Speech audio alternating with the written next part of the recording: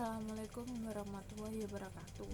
Saya Syahna Mekholenisa, NIM G231.20.0023. Di sini saya akan menjelaskan tentang makalah yang saya buat, yaitu berjudul Tugas Manusia sebagai Khalifah. Manusia sebagai khalifah.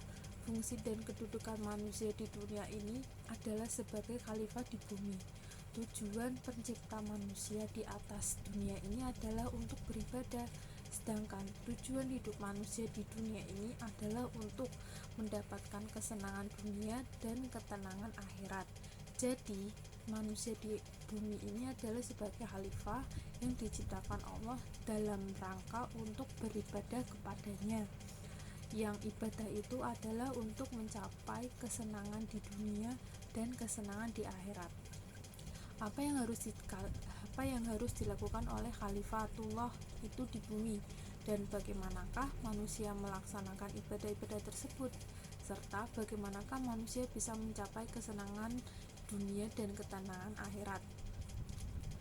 Banyak sekali ayat yang menjelaskan mengenai tiga pandangan ini kepada manusia, yaitu ada di ayat 30 surat Al-Baqarah yang berbunyi, Idqala rabbaka liman kali anna ja'ala fi ardi khalfah falyataj'alna fiha miyusidu fiha wasahyudama wa atanasu bihamdika wa tarolak kola anna a'mala lita'wila, yang artinya, ingatlah ketika Tuhanmu berfirman kepada para malaikat, sesungguhnya aku hendak menjadikan seorang khalifah di muka bumi.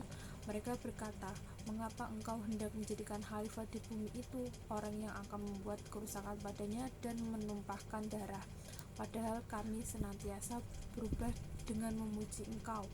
Tuhan berfirman, sesungguhnya aku mengetahui apa yang tidak kamu ketahui.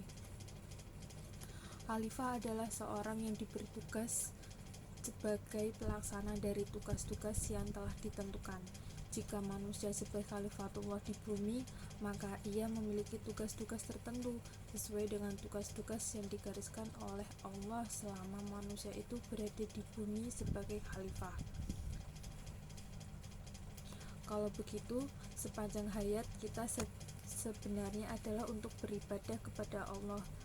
Dalam pandangan Islam, ibadah itu ada dua macam, yaitu ibadah primer, yaitu ibadah mahdoh, dan ibadah khairu mahdoh.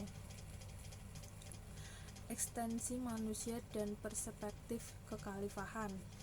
Manusia mempunyai keistimewaan di bidang dengan makhluk Tuhan yang lainnya di muka bumi ini. Keistimewaan ini bisa dilihat dari sisi pencipta fisik maupun personalitas karakternya. Karena keistimewaan itu, manusia memiliki tugas dan kewajiban yang berbeda dengan makhluk yang lain.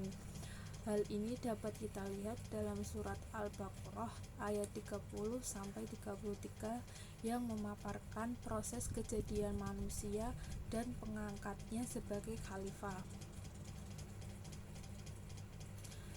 Sebagai orang muslim dan hamba Allah yang taat, tentu kita akan menjalankan fungsi sebagai khalifah di muka bumi dengan tidak melakukan pengrusakan terhadap Allah yang diciptakan oleh Subhanahu wa Ta'ala, karena sesungguhnya Allah tidak menyukai orang-orang yang berbuat kerusakan. Makna dan peran kekhalifahan manusia di bumi. Manusia dipilih sebagai khalifatullah sebagaimana diuraikan di atas karena kelebihan dan keanugerahan Allah kepada makhluk Allah yang termasuk malaikat.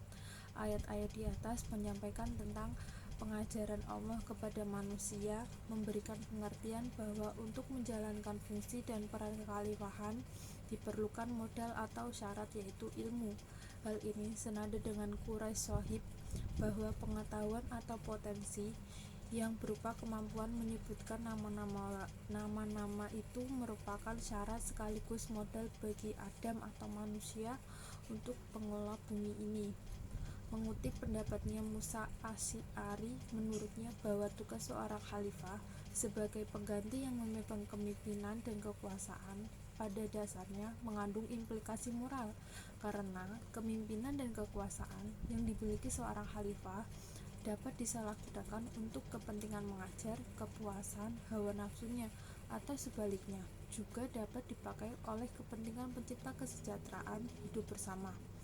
Oleh karena itu, kepemimpinan dan kekuasaan manusia harus tetap diletakkan dalam kerangka eksistensi manusia yang bersifat sementara, sehingga dapat dihindari dari kecenderungan pemutlakan kepemimpinan dan kekuasaan yang akibatnya dapat merusak tatanan dan keharmonisan. Sekian presentasi dari saya. Mohon maaf apabila ada kesalahan, mohon dimaafkan. Terima kasih. Wassalamualaikum warahmatullahi wabarakatuh.